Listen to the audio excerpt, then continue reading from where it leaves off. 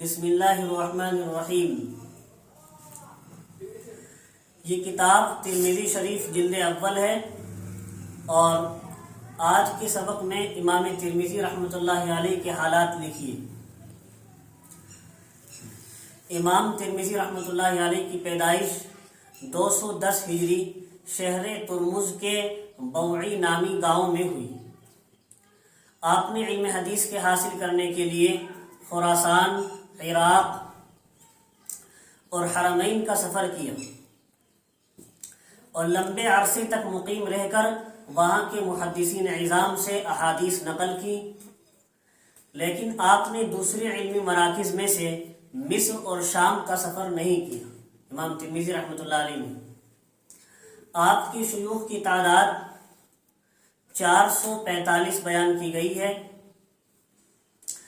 امام ترمذی رحمۃ اللہ علیہ کو بعض لوگوں نے مسلکن شافعی بتایا ہے اور بعض نے کہا ہے کہ وہ مسلکن حنبلی تھے، لیکن حقیقت یہ ہے اور صحیح بات یہ ہے کہ نہ تو وہ حنبلی تھے نہ شافعی تھے، بلکہ وہ مقلد محض تھے۔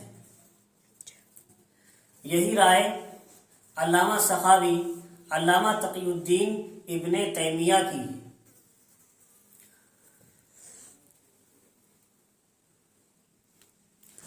علامہ مبارک پوری مقدمہ تحفۃ الاحوزی میں لکھتے ہیں، جیسا کہ امام بخاری رحمۃ اللہ علیہ سنت کے متبع اور اس پر عمل کرنے والے اور مجتہد تھے، مجتہدانہ مقام رکھتے تھے،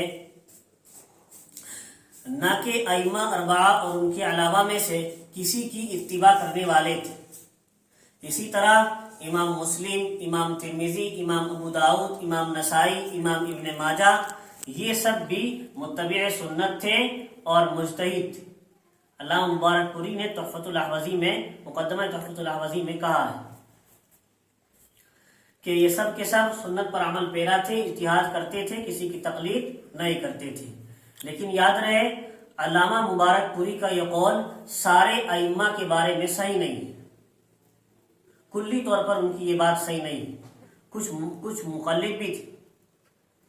بس یاد رہے امام بخاری رحمۃ اللہ علیہ مجتہدانہ مقام رکھتے تھے اور امام ترمذی رحمۃ اللہ علیہ کے بارے میں علامہ سخاوی، علامہ تقی الدین ابن تیمیہ کی رائے ہے کہ یہ بھی مقلد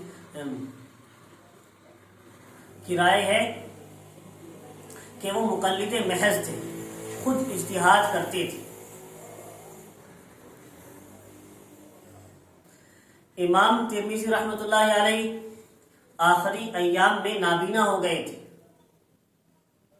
آپ کی وفات 13 رجب المرجب 279 ہجری میں شہر ترمز میں ہوئی اور وہیں مدفون ہوئے۔ اکثر علماء کی رائے یہ ہے کہ جامع ترمذی کا صحیحین کے بعد تیسرا درجہ ہے۔ صحاح ستہ میں صحیح بخاری اور صحیح مسلم کے بعد تیسرا درجہ ترمذی شریف کا ہے، اور یہ ترمذی شریف صحاح ستہ کی بہت اہم کتاب ہے، یاد رکھیے۔ پہلے تو آپ یہ سمجھیے کہ جامع کس کتاب کو کہا جاتا ہے۔ اس کو جامع ترمذی بھی کہا جاتا ہے اور سنن ترمذی بھی کہا جاتا ہے۔ جامع تو حدیث کی وہ کتاب کہلاتی ہے جو حدیث کے 8 ابواب پر مشتمل ہو۔ 8 ابواب یہ ہیں: باب العقائد، باب الاحکام، نمبر 3 باب الرقاق، نمبر 4 باب آداب الطعام والشراب، نمبر 5 باب التفسیر والتاریخ والسیر، نمبر 6 باب السفر والقیام والقعود، ان سب کے آداب وغیرہ حدیثوں میں آتے ہیں، نمبر 7 باب الفتن، نمبر 8 باب المناقب۔ یہ 8 مضامین احادیث کی کتابوں میں آتے ہیں۔ تو جامع حدیث کی وہ کتاب کہلاتی ہے جو حدیث کے ان 8 ابواب پر مشتمل ہو۔ تو بخاری شریف جامع بھی ہے کیونکہ اس میں یہ 8 مضامین آئے ہیں، اور صحیح بھی ہے۔ مصنف رحمۃ اللہ علیہ نے، امام بخاری رحمۃ اللہ علیہ نے اپنی شرائط کے مطابق صحیح احادیث اس میں جمع کرنے کا اہتمام کیا ہے۔ تو بخاری شریف جامع بھی ہے، اس میں 8 مضامین ہیں، اور صحیح بھی ہے، اس لیے کہ انہوں نے صحیح احادیث جمع کرنے کا اہتمام کیا۔ اور رہی ہے ترمذی شریف، ترمذی شریف یہ جامع بھی ہے، یہ ترمذی شریف جامع بھی ہے کیونکہ اس میں 8 مضامین دونوں جلدوں میں پورے آئے ہیں، اور سنن بھی، ترمذی شریف سنن بھی ہے، سنن ترمذی بھی اس کو کہا جاتا ہے جامع ترمذی کے ساتھ۔